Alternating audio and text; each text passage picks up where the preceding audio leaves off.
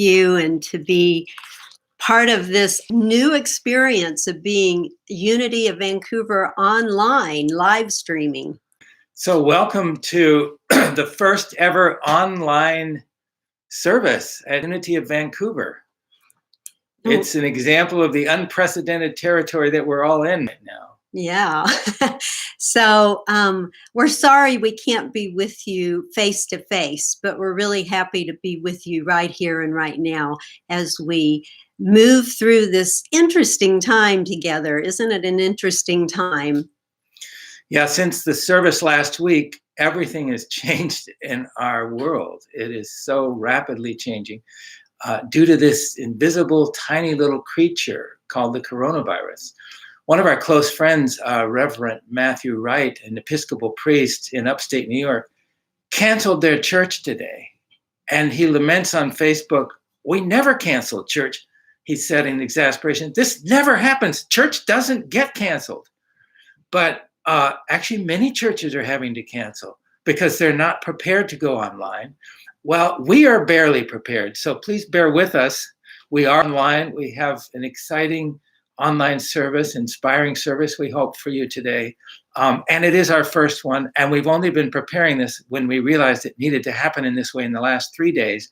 So please bear with us, but we're excited to be here. We may have a few hiccups along the way, but we've done what we can to try to make this as easeful as possible and bring spiritual nourishment and fulfillment and uplift into your life today on this online way. So we're really happy you're here. We are a welcoming community. We welcome people of all faiths, all lifestyles, all cultures, all diversities. So we welcome you in this way, and we're happy you're here. And we also welcome any of you from the White Rock Unity Church. We understand that there may be some of you joining us in this service today, and any other Unity churches perhaps who might be joining this online service. Welcome to all of you. And we're gonna repeat a few things throughout the service so everyone can make sure they get the information you need, because we are online. We have suspended our programs, our services, our programs, our events at Unity, where we're face to face and in person for the next 30 days because of the COVID-19 virus. But we plan to be back together soon, and we trust that will happen. But for now, if you want to know more about our programs, and our best form of communication right now is online through email. And so if you need any more information at any time, or you want to be on our newsletter to make sure that you're in the loop with everything, then write to unityvanoffice@gmail.com. That's Unity, UNITY, Van, VAN, office, OFFICE @gmail.com. And if you want to be in the communications loop with our newsletters, then in your subject line, write "Sign me up." And then just put your name in that email, and we'll be sure that you get the information you need. I want to acknowledge all the support that we have going on with our staff and our board, and it's just amazing that we're all here and online together, and everyone has been pitching in and showing up to be able to ensure that happens. Right now, right here with us is Garrett, who many of you know as our tech support right in the room, so you may see some of our conversation back and forth with him occasionally. And I just want to say that although, as Cynthia said, the doors of the Unity building are closed, the cyber doors of Unity are open, not only for the services, but all of our online classes will be taking place. We are continuing with our Monday night online class tomorrow, which is on science and mysticism and spirituality. And not because of other cancellations, because as most of you know, we have, Cynthia and I have a global ministry, and we do travel at times for different programs. Some of those programs have been canceled, And so what that means is that we are around and more available. So we are offering this Monday night class every Monday for the next 4 Mondays, starting tomorrow, from 7 o'clock to 9 o'clock. And that'll be online through Zoom. We'll be using Zoom for that platform. So please join us for that. We had our first class last week, but if you missed that, you're welcome to come to this next one, and it'll be a wonderful exploration into all of those dimensions. And if you don't know anything about Zoom, then it's important that you have that information. And we are here to support. Our team is here to support you to learn how to do this technology if you don't know how. So again, the place to we'll be sending out our information through that newsletter through unityvanoffice@gmail.com. Sign me up, and you will be able to get the information of how to learn how to do Zoom, how to learn how to do other things. Obviously, you're here now, so you're well on your way to knowing these technologies and platforms that we'll be using. And hopefully, and our prayer is that we'll be back together face to face very, very soon, and within the next short period together. So I'd like to just invite us now to just settle in and say our affirmation together. So the affirmation, as you all know, and I invite you to say it out loud right there in your own home. One power, this is a one power affirmation. There is only one presence and one power active in the universe and in my life, God, the good, omnipotent. And so with that, we begin our service, this sacred service and this time together.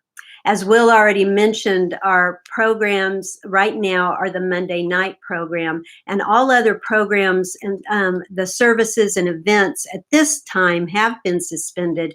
But we are going to be having other online programs very, very soon.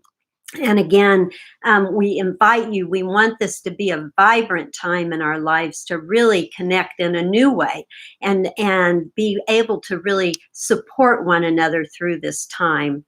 And then also the other thing that we really want to put forward is the importance of the financial support that is needed for Unity of Vancouver at this time.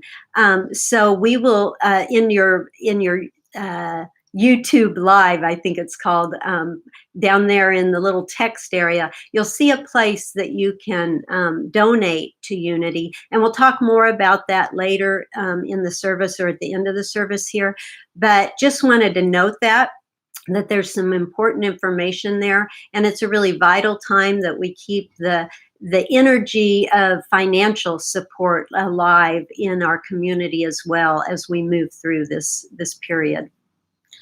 So as Cynthia said, all of the programs that we will be doing are going online. Many of them are suspended. Some of them we will try to bring back. We're still in that process.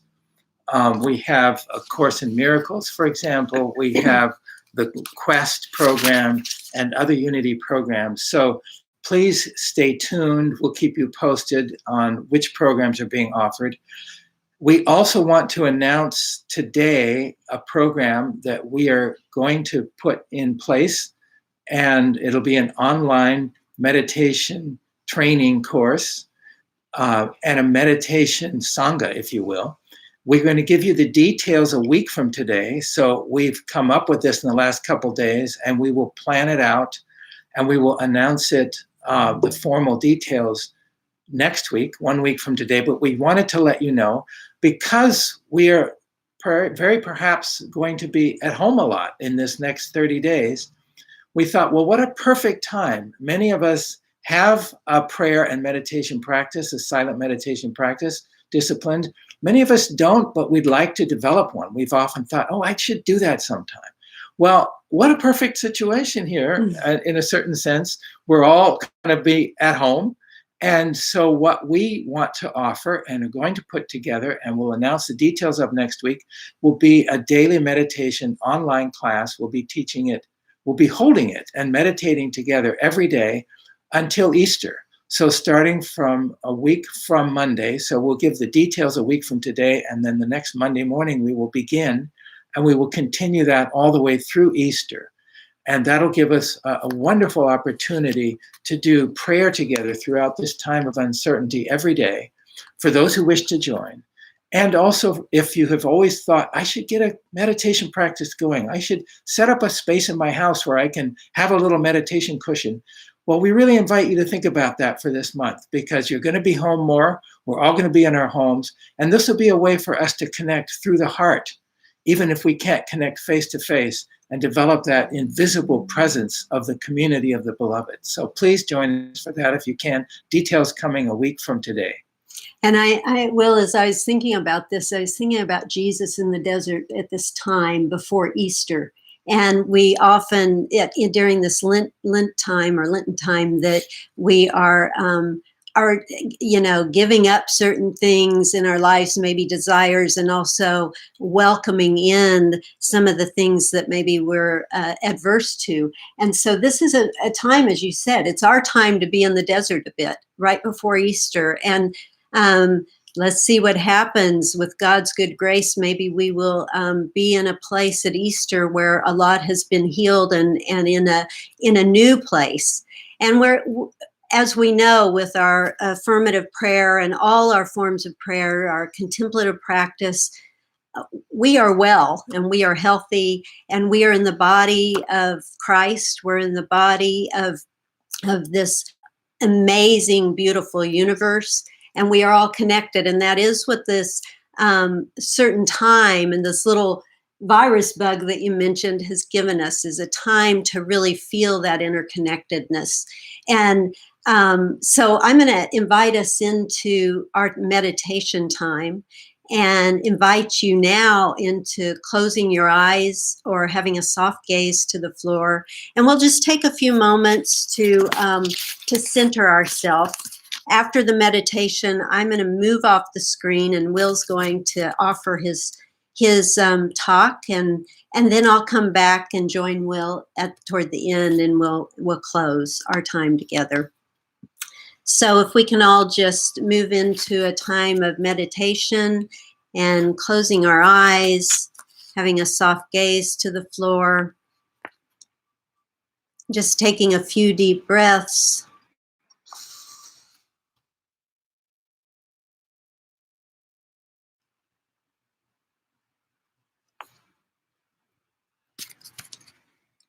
Just really feeling the beauty of where we are, and the fact that we can come together and can find spiritual nourishment together in this amazing world with technology. So just feeling the gratitude for being able to come together in this way. And it's not the same, but it sure does provide us an opportunity to grow and stretch ourselves and be in that place of love.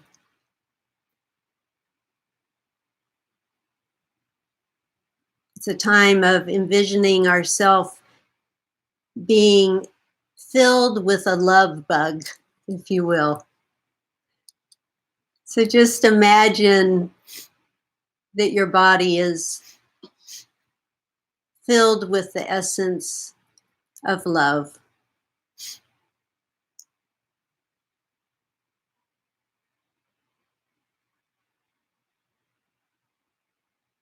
You might imagine what color that love has, how it flows through you, how it infuses every cell of your being.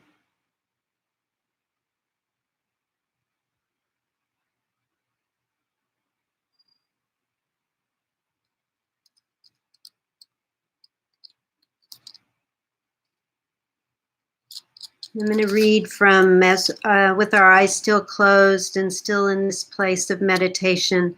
I'm going to read from Matthew 6:25-27. Therefore, I tell you, do not worry about your life, what you will eat or drink, or about your body, what you will wear. Is not life more than food, and the body more than clothes? Look at the birds of the air.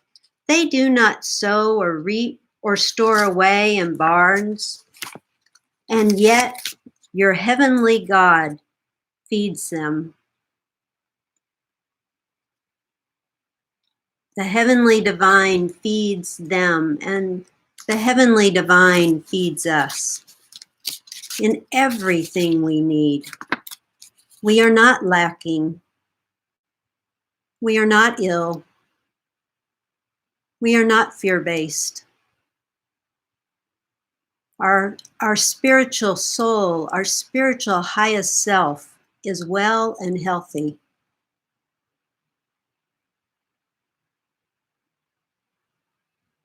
Just envision that health and well-being in your body, knowing that you're fully supported by God's love.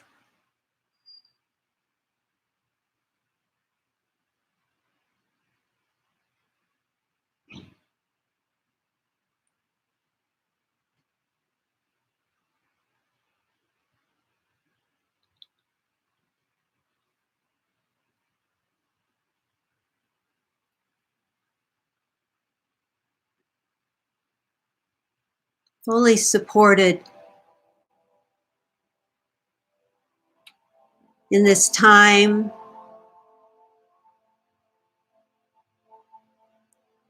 of community, of interconnectedness.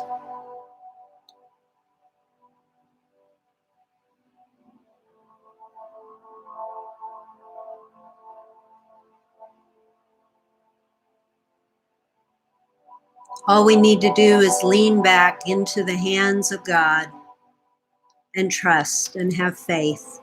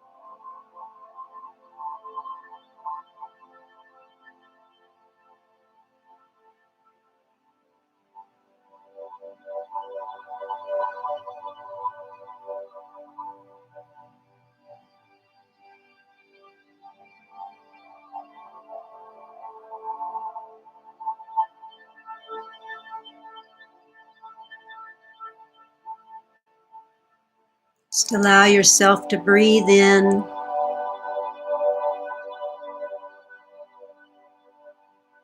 breathe out fully.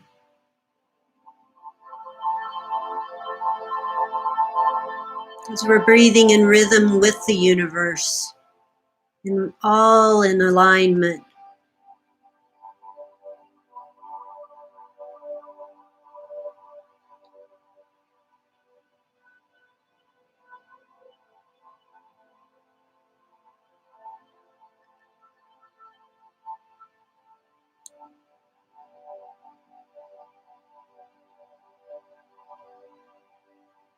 All in alignment with love.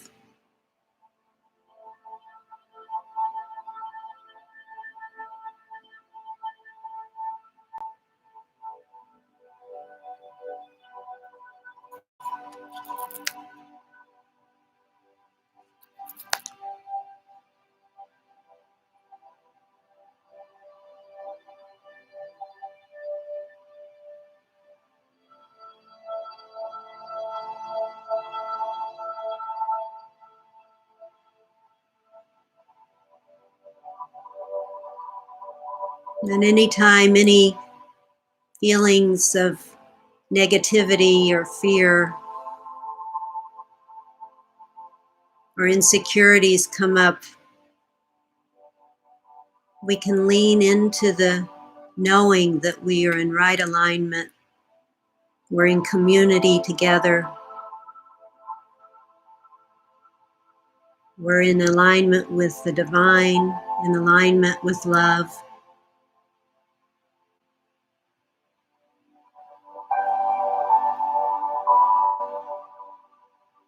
And as we pray for ourselves and our own well-being, it's important that we pray for others.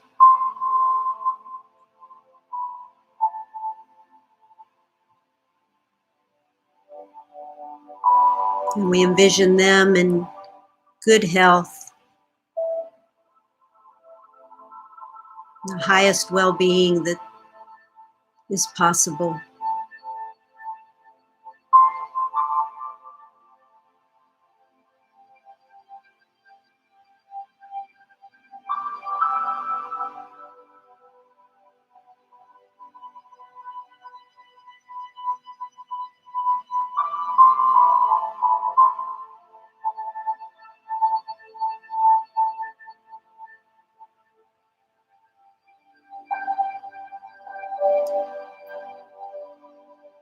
And as we move through this time together in the next days to come, just bring this back into your awareness, always, to listen deeply within your heart, to deepen your prayer, to deepen your affirmations, to envision yourself and all of the world, all people, all beings as healthy and well,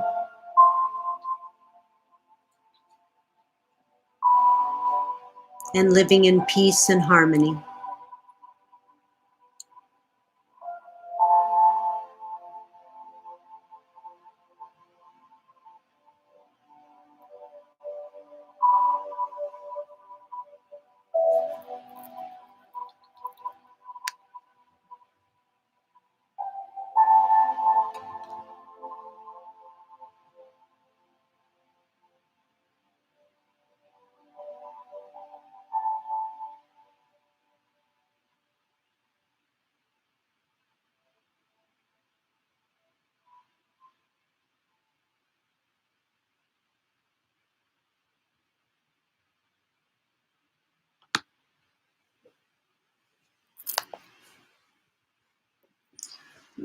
So, good morning, everyone.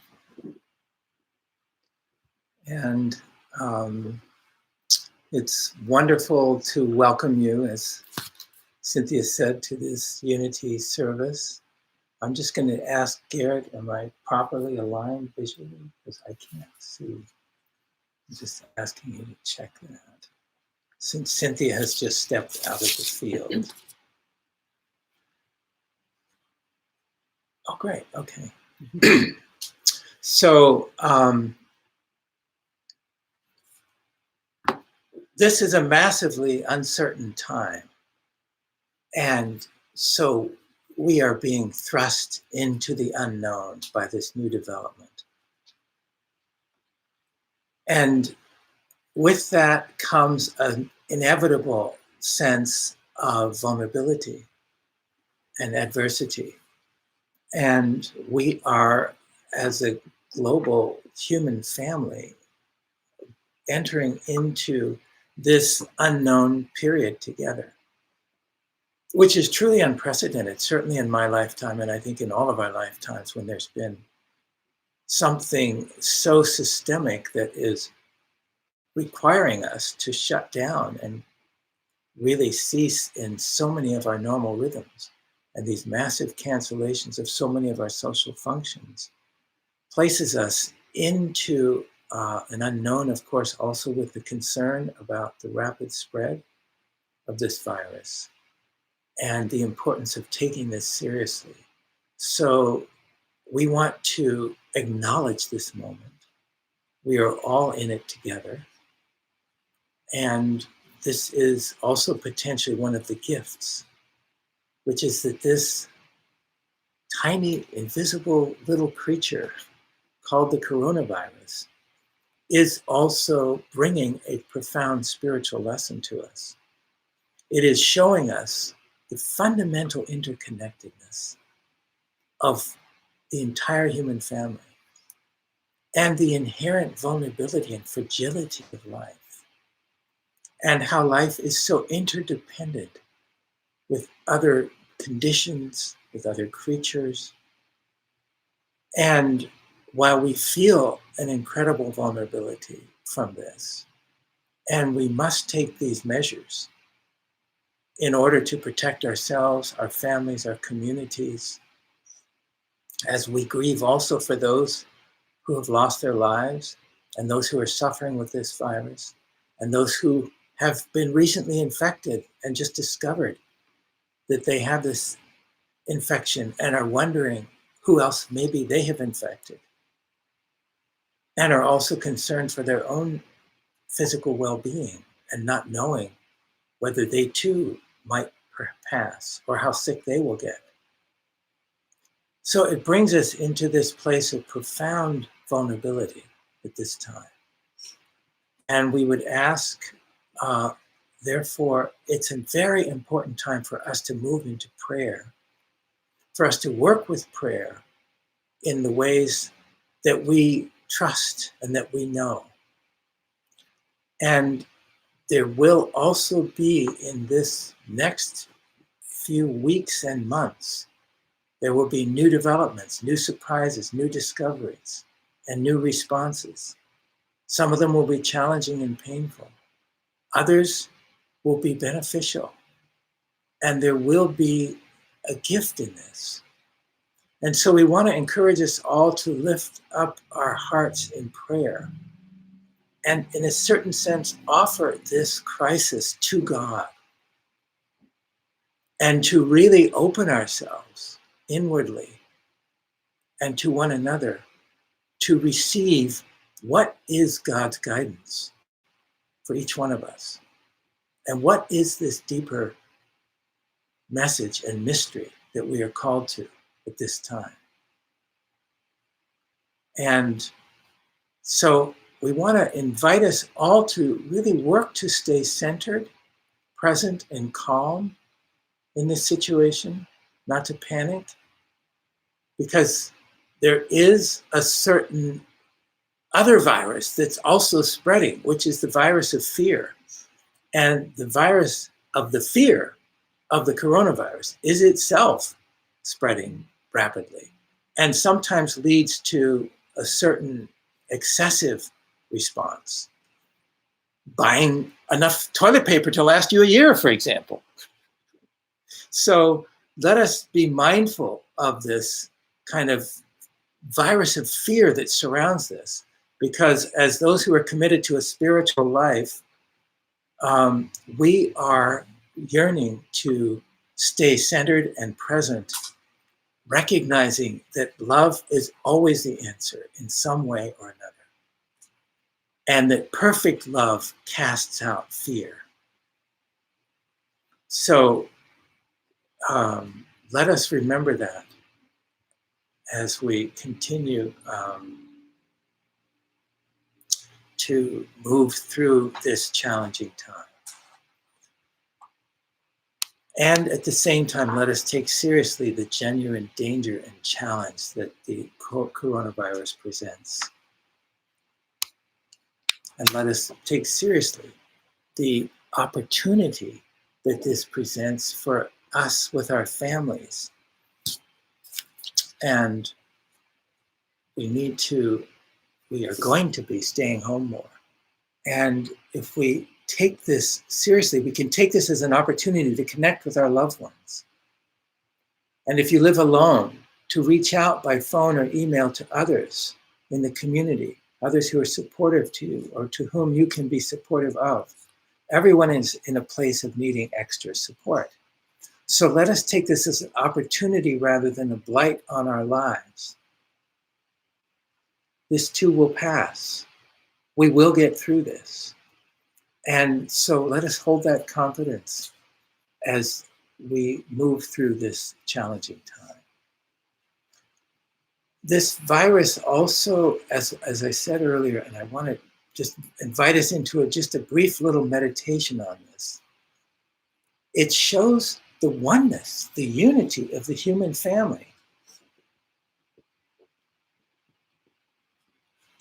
It shows us, this tiny little virus, that we are all interconnected. Our biological systems, our bodies, our very interior anatomy and physiology across the whole human family is identical. We have the same red blood flowing through us. We have the same organs. Our lungs work the same way. Our bodies are virtually identical underneath the skin. And those differences of culture and religion and custom and race and gender are all the external features of our humanity, but our biological physiology is identical. So we are one human family at that level, and this little virus is reminding us of that because we are all equally vulnerable to being exposed to it. And so this can bring us a new awareness of our inherent unity as a human family. And that is a crucial piece to keep in mind. It bonds us to one another through our very vulnerability as a human organism on the physical plane. And then there is another level of our unity, which is our spiritual unity. In the same way that we are identical as human beings through our physical physiology, our external appearance, our physical form, our cultural conditioning, our religions, our professions, our talents, our skill sets, all of that. We are vastly diverse, and we celebrate this diversity. And in Unity, we particularly celebrate this diversity, and we honor the teachings and the customs of all the peoples of the world. At the same time, in the same way that our physical bodies are identical inwardly, our spiritual constitution is essentially the same across all humans, all of humanity, regardless of our culture, religion, language. In truth, there is this spiritual uniformity to the human soul. We are all in need of love. We are all hungry for truth and for compassion. We all live by these things. We are all nurtured by them. And at the invisible level, we are all utterly interconnected in what I sometimes love to call the internet of the heart. It's just like the internet in the sense, but it's invisible, it's inward. And so I call it the internet of the heart. Through the heart, we are connected to all other hearts. This is the spiritual reality. This is the spiritual unity of the human family. This is the spiritual unity that the Unity movement stands for. And this is the unity that is there across all of the religions. So in fact, the religions of the world are united at this level, and yet they get all caught up in all of this theological debating and ridiculous argumentation, as we all know. And then that leads to conflict, as we all know. And we're seeing this conflict today continuing. It is absolutely a travesty that at the third millennium, we are still allowing religious difference to divide us, when what unites us is so much greater than what divides us. This is absolutely essential. The coronavirus is making it so clear on a physical level. But let us also use this as a time to recommit to uniting around what unites us spiritually. And let us recognize that we are all of us are made in the image of God. We are all one family. And that our religions are really intended to bring us back. The very word means to bind, to reconnect. to reconnect us with one another across our differences. This is absolutely essential. So this is part of the message that we want to bring to this working with this challenge of the coronavirus, is to really reconnect to our oneness and our unity as a human family and the unity of the religions. Now you'll notice behind me this beautiful symbol here. This comes from our wonderful friend Lucy Kurian, Sister Lucy Kurian in India. And I'll just tell you a little story about this, but before I do, you can see the symbols of the major world religions there in a circle. And at the center is that flame of divine love and fire that burns at the center of them all and is the essence of them all. So it's really one fire of divine love, one fire, many flames. Each of the religions is a flame in that fire of divine love. And so for those religions to be fighting each other is as ridiculous as for the different flames in a fire to be fighting for some kind of supremacy when they all belong to the same fire. And they're all burning with the same light, and they all give the same radiance and warmth. And they all have the power to transform. And so rather than fighting among each other, they must become united. And part of the mission of unity, as we understand it, and as we understand Charles and Myrtle Fillmore were basically standing for, is the harmony across the religions, is bringing the wisdom from the different traditions to inform us, and for us to serve as ambassadors of reconciliation and unity across the divisions of the human family, and in particular the religious divisions. So this emblem here comes from Sister Lucy Kurian, as I mentioned, in India. And I'll just tell you a little story about this because it was part of my own life when I had started on a ministry of gender equity and reconciliation years back, 28 years ago. And I'd been doing it for 10 years. And I came to this place where I was so kind of exhausted and it was very challenging work. And so I went on a retreat to India in a certain way to kind of get beyond and take a respite. And so I went to India and did some retreats there. And I did a 10-day retreat with a wonderful retreat leader, Father Francis de Sá, on the Bhagavad Gita. And that was at the time when I was studying the Bhagavad Gita intensely, and I did a 10-day retreat on it. And at the end of it, he said, well, I need to take you to a community so that you can see an example of karma yoga. Karma yoga is the yoga of serving others, selfless service. And so we went to this retreat center. It wasn't a retreat center, it was an ashram. And it's called Maher. It's outside of Pune, India. And so we went there, and we were there for 2 hours. And at that center, I witnessed an unbelievable program that was Sister Lucy taking care of all of these battered and abused women. These were women and children who were fleeing horrific domestic abuse. And those of you who've been to India, as well as those of you who know about India, know that in this land of such great spiritual teaching and wisdom and glory, really, there is also this horrific reality on the ground of gender oppression, as there is everywhere. But in India, it has a particular form and brutality in many ways. And so Sister Lucy had taken it upon herself to implement a work of reconciliation and healing in really some of the worst conditions anywhere on earth. I was just blown away. I was blown away by the magnitude of the attempt, as well as the success that she was having.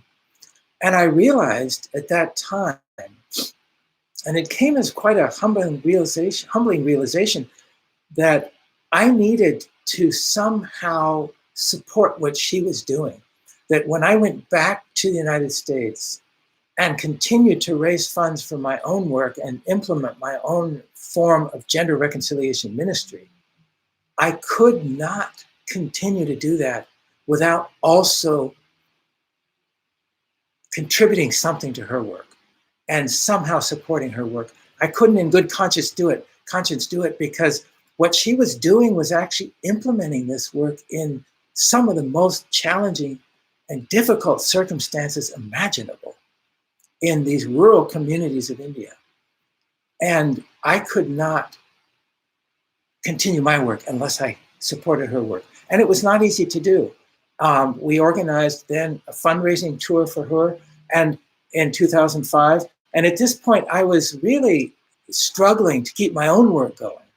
And so it was not an easy decision to make to also start supporting some project in India, which I didn't have to do. I could just come home and do my own work. But I could not do it. Something in me knew that. And at the time, I felt it was going to be at significant cost to my own work. You know that feeling where you're already stressed out enough, kind of like we're feeling about the coronavirus.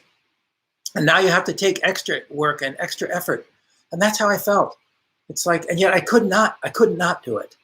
I knew I could not do it because I couldn't live with myself. So I did it. I took it on and I had no idea where it would lead. And it was difficult. And we organized this whole 3-week tour for Sister Lucy to come to the United States and introduced her to all of our funders. And I also had that concern, well, she'll get their funding, they'll get more interested in her work than our work. You know, all of those little ego doubts that come into it. And they did. They got very interested in her work. And many of them have continued to fund it for years. And so, but I knew this is what I have to do.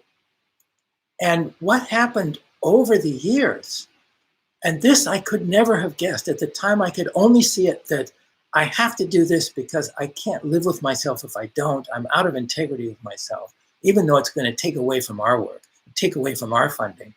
I just can't worry about that. I have to do it anyway. Well, what happened was that work grew over the years into a whole new dimension of our work.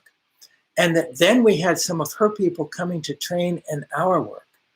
And it also opened up a whole new dimension of our work to where it led to invitations not only elsewhere in India, but elsewhere in other developing countries, and South Africa and Kenya, and a whole new dimension of our work was opened up that I could never have imagined. I would never have tried to presume to plan. We had enough on our plate already working in the United States, but this expanded the work greatly. Not only did we start taking the work out to these other countries, but then people from these other countries started wanting to come and be trained with and by us. And one of those wonderful people is Karambu Ringera, Dr. Karambu Ringera from Kenya, who basically started coming to our trainings and started working with us back in 2005. And then she invited us to do this work in Kenya. And so a whole new dimension of this work grew in Kenya, which is now expanding tremendously. All of this, I could never have imagined. And by the way, next week, right here on our online Unity service, Dr. Karambu Ringera, who will be in Vancouver with us, will be giving her talk and workshop. So more about that later. So anyway, all of the point I want to make here is that all of these different dimensions of the work came serendipitously out of this surprising development. So, and that at the time it was hard, it was a hardship. And I bring that in because I want us to hold the possibility that as we move into this hardship of whatever the coronavirus is going to bring in the next weeks and months, let us all, and let us as Unity ministers, and all of us who are really holding this situation in our hearts, let us look for the place in which it will expand us in new ways and grow us and bring new dimensions to our lives and to our ministry that we could not have imagined. And even though it's difficult and even though it's challenging, there is something in it that is bringing the human family together. And for those of us in the Unity movement, there's something in it around using this to also strengthen our spiritual unity and our spiritual ministry. Now here I want to tell another story, because there is, in this spiritual division of the world, there's a very inspiring development that's happened recently. As you know, 2017 was the 500th year anniversary of the Lutheran Reformation, when Martin Luther nailed his theses to the church in Wittenberg, and basically thus began the Protestant Revolution against the, ridiculous injustices and excesses of the Catholic Church at that time. So it was a very important movement. And out of that, of course, came all of the different branches of the whole Protestant and Reformation churches. So this was a huge change and rift and schism that started, 503 years ago. Well, in 2016, two senior world religious leaders, Pope Francis and Bishop Munib Yunan, who is the president of the World Lutheran Foundation, they came together and they signed a declaration. And they signed a declaration to begin to heal the division between the Catholic Church and the Lutheran churches, which is essentially healing the division between the Catholics and the Protestants. And just as a little aside here, when we were doing one of our interfaith conferences once in South Africa, and one of the Catholic priests came up to me and he said, you keep talking about Christian and Hindus and Buddhists. That's great, that's good. He said, but we don't have any problem with the Hindus, the Buddhists, and the Muslims. That's fine. The real enemy are the Protestants. And I was naively thinking, well, the people of the Bible are all united around Christ. I wasn't taking, what he was pointing out was I wasn't taking enough account of the divisions within Christianity. But moreover, he was saying, we as Catholics, we have no problem with all those other people. The people we're against are our fellow Christians, the ones who, the heathens who went off and followed Luther. And I was just kind of shocked. So, and in fact, we see the same division within the religions. The divisions between the religions is manifest within them, within the different sects of Hinduism, between the Shiites and the Sunnis and the Muslims. So the Protestants and Catholics, and the Sri Vaishnavites in India, the northern school and the southern school. I mean, there's all these sects and divisions, and they are all contrary to what all the scriptures of all the religions teach. So we have to become ministers for the unity, for the spiritual unity of the human family. We have to stand for this. And that what unites us is greater than what divides us. And so what happened is that this bishop, Munib Yunan, and Pope Francis came together in Sweden, in a Lutheran church that had once been Catholic.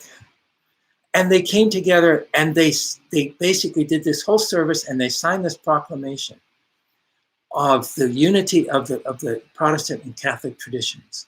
And they said, we are beginning a new journey together because what unites us is greater than what divides us. And now we have an opportunity to walk a common path.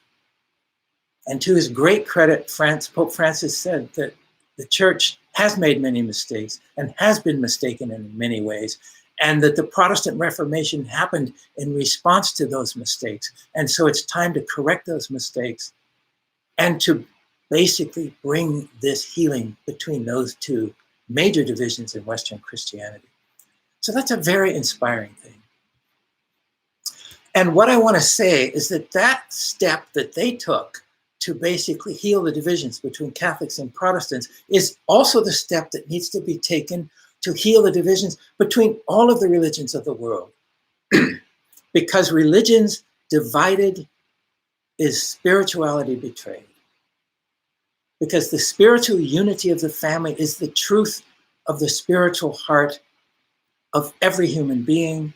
It is the truth, the deep truth that blazes through every religion. It is that flame that burns at the center of the circle of those religions And outside of our church in Unity of Vancouver, we have a similar symbol, which I would have shown you if we had slides available, which is the symbol of the different world religions with unity at the center. So we must stand for this unity. And this is the whole meaning of so-called interfaith dialogue and interfaith exchange.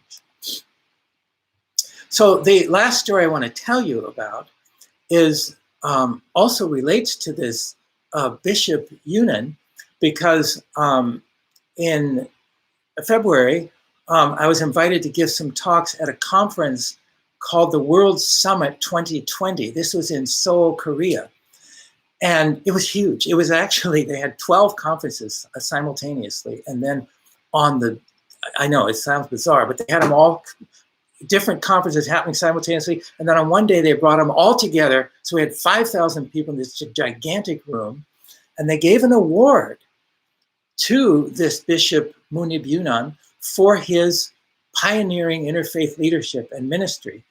And then he gave a talk. And I got to tell you, his talk was so validating, because what he called us to as religious leaders is to go out and do a ministry of reconciliation. And I had just not often heard this. So I'm sitting there in the audience listening to him give this talk.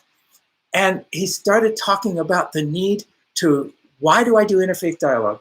And I want to play you, since we can give you an audio clip, I'm going to play you a short, just about a minute of his talk, if I can get my little iPhone to work here. Here we go. So I'm just going to play it, and then I'll speak about what he spoke to, about the call. So this is Bishop Munib Yunan on February 5th, 2020. And here it is. For peace through interfaith dialogue. My answer is, to work for peace based on justice is not only political, it is the core of the biblical message. From my perspective, it's Christ who calls me to serve the suffering humanity and to return to them their God-given dignity. As a Christian, I believe Jesus calls us to be peacemakers, not peace talkers. St. Paul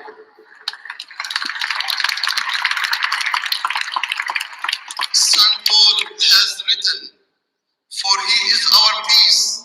In his flesh, he has made both groups into one and has broken down the dividing wall that is the hostility between us."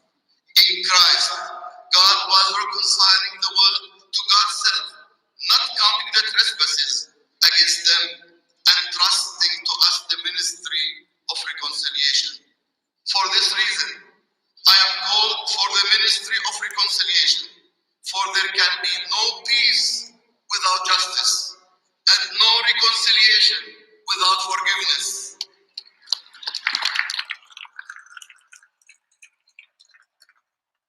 Therefore, I will continue to work for peace based on justice until the last breath of my life. Therefore, I will continue to work for the peace and justice of reconciliation until the last breath of my life. And I stand there with him. And I was so inspired as I listened to this, because, you know, there's a lot of talks and they're not always that interesting. And there were plenty at that conference that were just regular talks. But this one had power. And he was standing for peace and justice and reconciliation. And also, interestingly, for gender justice. He's a strong advocate for gender justice as well as interfaith dialogue. And so it's like, this guy totally resonates with what we're all about. And so I was very moved. He said, we are called to be peacemakers, not peace talkers. That means we have to go out and do a ministry. And he says, the beautiful from Ephesians, Christ is our peace. He has made both groups into one and has broken down the dividing wall. That is the hostility between us. Broken down the dividing wall. This is our ministry. This is the ministry that Cynthia and I have been doing for 28 years, both in terms of breaking down the dividing wall between the genders and breaking down the dividing wall between the religions. And in this moment, as we put up the dividing wall of social distancing, and we have to put up the dividing wall of social distancing and take that seriously. And we are doing that as we quarantine ourselves in our homes for the next 30 days. And who knows how long this will be. And even when we go out in public, we will have that dividing wall of social distancing. So as we put up the dividing wall of social distancing, let us strengthen our commitment to break down the dividing wall between our souls, between our hearts, between our religions, between our genders and race and class. This is our work. This is our ministry. And what he said, I want to say also, there's another, I'm looking for it here and finding it, so I will not worry about that. I'll tell you the next part of the little story of this. So as I sat there listening to him, I got so inspired and I realized I need to meet this guy. And 5,000 people, how am I going to do that, And then I thought, well, actually, I'll send him some stuff. And maybe I'll, I was trying to, I was sitting there realizing I wanted to meet him. And then I realized I need to give him some materials because we're so resonant. And then I got frustrated because I didn't have any materials. I'd run out. This was the lighting there. And then suddenly I realized I want to invite him. I want to invite him to come and give the talk at our conference in Argentina in October. We are planning, coronavirus, notwithstanding, we're still planning to do a conference, bringing world religious leaders together there for an interfaith conference. And I thought, I got to invite this guy because this is exactly what we're about. So what then happened was I tried to figure out how am I going to do this? And I went up and it was all cordoned off, not just the stage, but the whole area near the stage, because there was a whole area of VIPs and everything, hundreds of them. And you couldn't get more than probably 150 feet, 200 feet from the stage. And I saw a couple of reporters there with their cameras up close, getting as close as they could get. So I went and kind of pretended like I was sort of one of them. So I was hanging out with one of the reporters because they were the only people standing. Everybody else was sitting. And I was determined, okay, as soon as this thing is over and they call to go to lunch, I'm going to make a beeline for that stage and go meet him and just make sure I shake his hand and introduce myself. I didn't know if it'd work, but, I had to try. Well, and then what happened? So I'm there and the other reporters had the same idea. I could see it. I'm sort of looking around. It's like, I don't know what's going to happen here, but I'm going to make the rush and see if I can get in there. And then what happened was at the end, they had all the dignitaries one by one coming down in these little cars they put them in and they drive them off on these red carpets. It's like, oh my God, I'm not gonna be able to talk to him because he's gonna be riding off in this little vehicle, some electric vehicle with pomp and circumstance. And sure enough, the first car came and that first wave went. And I thought, oh my God. And then I saw them putting him, excuse me, I need to get some water. So they put Bishop Yunan in one of these cars, and I thought I won't be able to see him. And then I looked down, where are those cars going? And this red carpet went down, I don't know, tenth of a mile. I mean, this building was huge, gigantic, and it just kind of disappeared in the distance. So I thought, well, I'm going to go wherever that car is going. So I ran down that road. I mean, I didn't know if this was going to work, but and the red carpet just kept going in front of all these people all the way down to the end. And then it turned a corner and went and disappeared behind some curtain. And right as I got there, way ahead of the car, I saw some other people going behind that curtain. And I thought, well, they can go, I can go. I didn't know if I could go, but I went.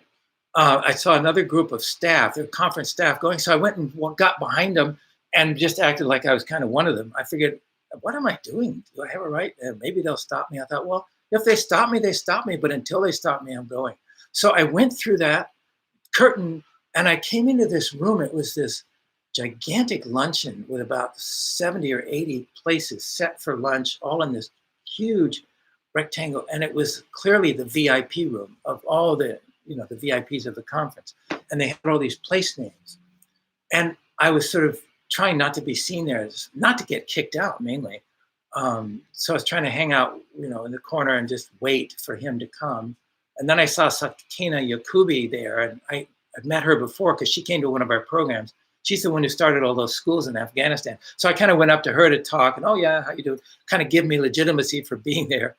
But meanwhile, I was trying to figure out where's he going to come and where's he going to arrive. So then I walked around the table to figure out where he was sitting, to figure out if he was sitting. And sure enough, I found his place name there. So he was going to sit there.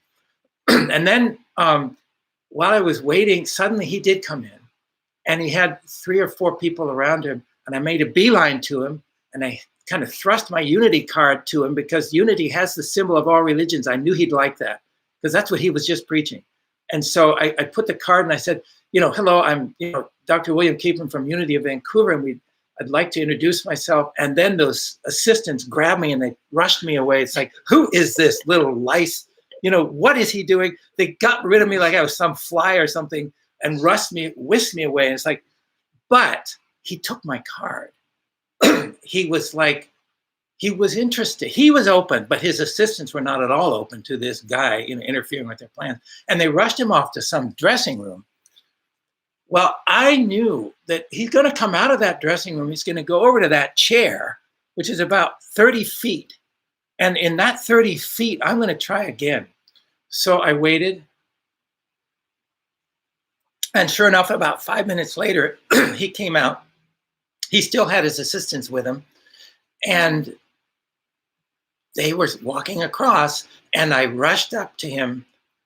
And I said, we are holding an interfaith conference in Argentina, and we'd really like you to give a keynote presentation. And he said, when is it? And the assistants were very irritated, but now he was engaged. He said, well, when is it going to be? And so I told him, and he pulled out his card and he said, send me the details and follow up. And that was it. And then the assistants pulled me out of the they didn't exactly kick me out, but they were irritated. But I did it, took me an hour and a half, but I had his card. And I went out of there. Anyway, long story short, so we've been corresponding since then, and we invited him to give a keynote, and he is committed to do so in principle, coronavirus willing. Mm-hmm. So anyway, that's a little story about Bishop Yunan. But why I was so inspired is he's calling us to that unity and that ministry of reconciliation that is so important. And that is our ministry. That's what we've been doing for 28 years. We were in Boston last week with a group of religious leaders who are training, who came to our gender equity and reconciliation work. And it was a follow-up meeting. And there were 2 of them there who said something so moving that was so validating, because one of them said, in that work, I experienced the level of truth-telling that reclaims that intimate spiritual vulnerability between men and women that we have so lost. And he said, that's why I'm so inspired. And I don't know how to bring this to my congregation, but that's what I want to do. And there was another minister there who's very prominent in Boston. And he was there because he said, I almost didn't come to this work. It is so hard for a minister to take 3 days to come out of that and come to some program like this. It's so hard. But he said, I'm so glad I did. And he said, I was so inspired when we had this whole ceremony where we were re-entering the Garden of Eden. And he said, I just have to find how we can continue to grow this work in Boston. And so that was so inspiring because they came out in the midst of Boston being a hot spot. A lot of them didn't come. They didn't show up because Boston was a hot spot and people were afraid to come, and we couldn't blame them. We almost canceled the meeting, but a dozen of them came to look at how to do this reconciliation work within the religious communities in Boston. That was so moving. So moving, I can't even speak.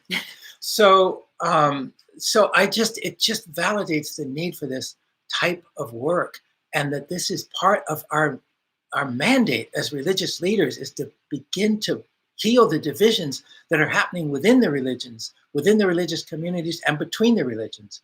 And the last thing I'll say is we also have gotten 2 invitations, one from Unity Church in Austin, Texas, and one from both large ones, Unity Austin and Unity and the San Francisco Bay Area in Walnut Creek, both of whom have invited this gender equity and reconciliation work there.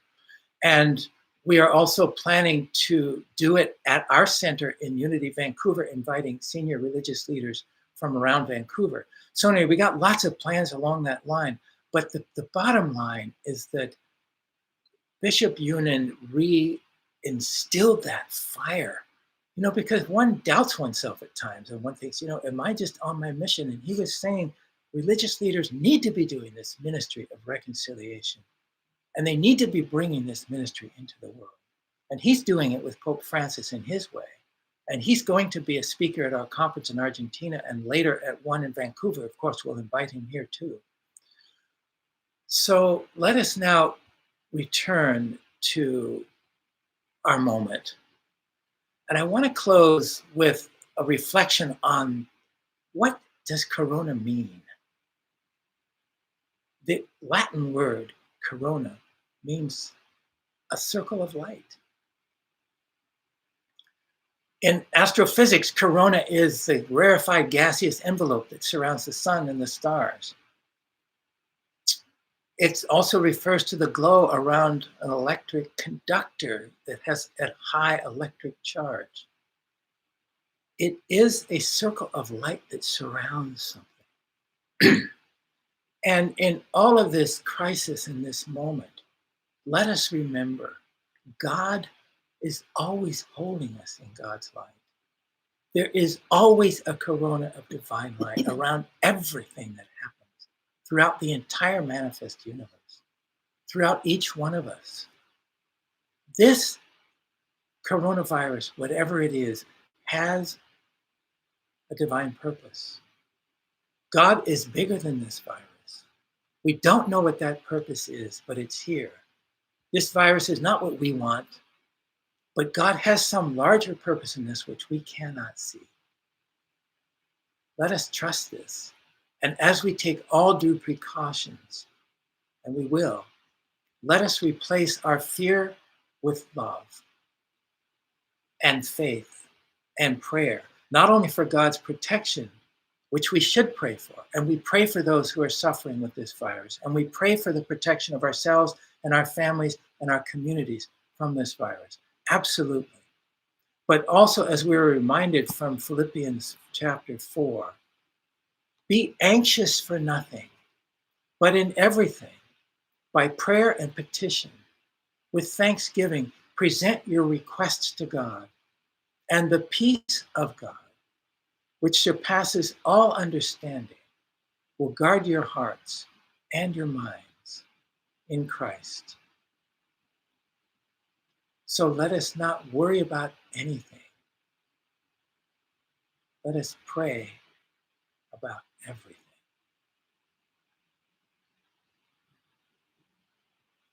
Amen. See you Monday night, hopefully, for our Monday night class, and otherwise next week.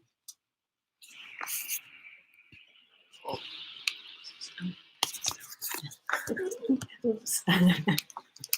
Little techno. Little techno glitch. Yeah, sorry.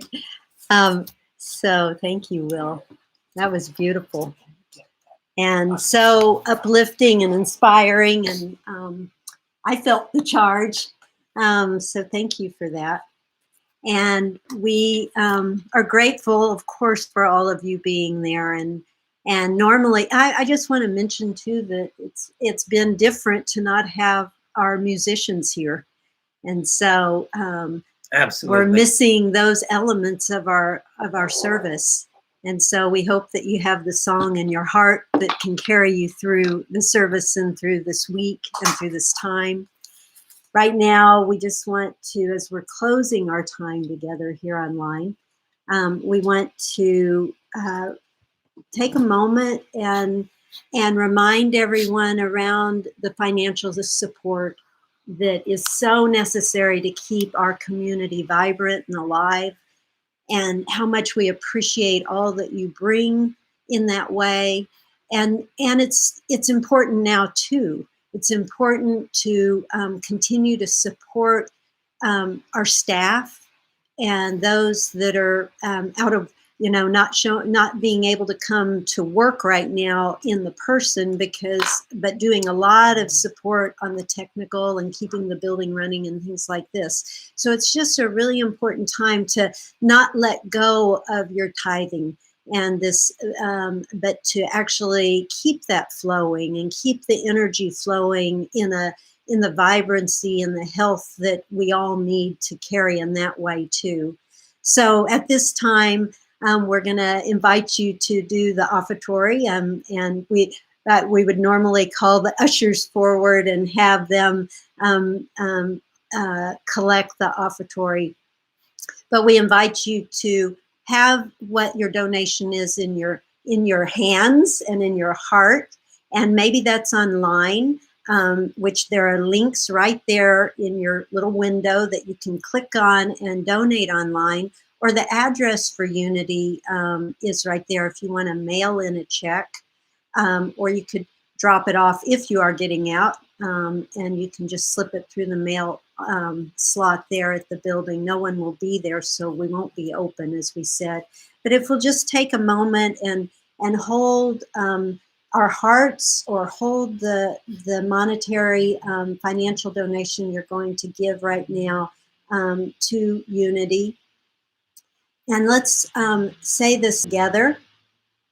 Divine love flowing through me, blesses and multiplies all that I have, all that I give, and all that I receive. And we are very grateful for all that we receive from you. We want you to know that we are here for you, even though we're not in person, eye to eye, as you would say, in the flesh. But we are here to support you through this time. And we've already mentioned the online communication we'll have. Again, if you want to make sure that you get those communications, then send an email. If you're not already on our newsletter and getting our emails, send an email to unityvanoffice@gmail.com and put in the subject line, sign me up, and then just put your name there and we will make sure that happens. We also want to recognize, just tell you about the prayerful support that we are offering at this time. Of course, there's always the Silent Unity 24-hour prayer line that you can call into. And that number is 1-800-669-7729. You can find that at Unity Worldwide as well on their website and find the number. But let me repeat it again so you can get your pencil and paper out, or type it on your computer right now. It's 1-800-669-7729. And then, of course, we have our prayer chaplains right here at our Vancouver Unity Church.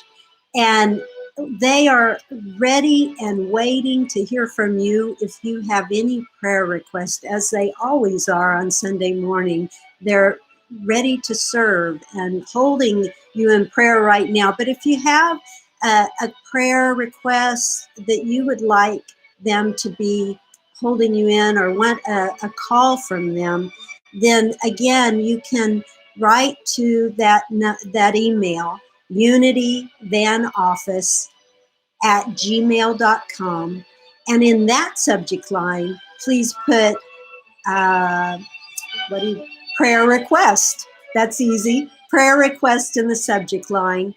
And that will be secure and confidential. Everything you do is secure. When you donate to Unity Vancouver, that when you click on that, it's a secure financial donation spot. So that's secure. Also, your prayer requests coming into the office will be confidential and secure and go right to the prayer chaplains, and they will give you a call and hold you in their hearts with prayer and be there as a support for you. So as we're closing this time together, Let us say together our prayer for protection. The light of God surrounds us. The love of God enfolds us. The power of God protects us. The presence of God watches over us. At this time and always, wherever we are, God is, and all is well. Thank you all for being here. We love you. We support you. Stay healthy. You are healthy. You are well. And stay healthy and well always. Thank you so much. Be well. Be safe. We look forward to seeing you online on all the various ways. We hope you'll join us for our meditation starting a week from Monday through Easter. On a daily basis, we'll be praying and meditating together from our homes. And our course tomorrow night. So we will be connected through our hearts, even as we are socially appropriately distant. Bless you all. Bye-bye for now. Bye-bye.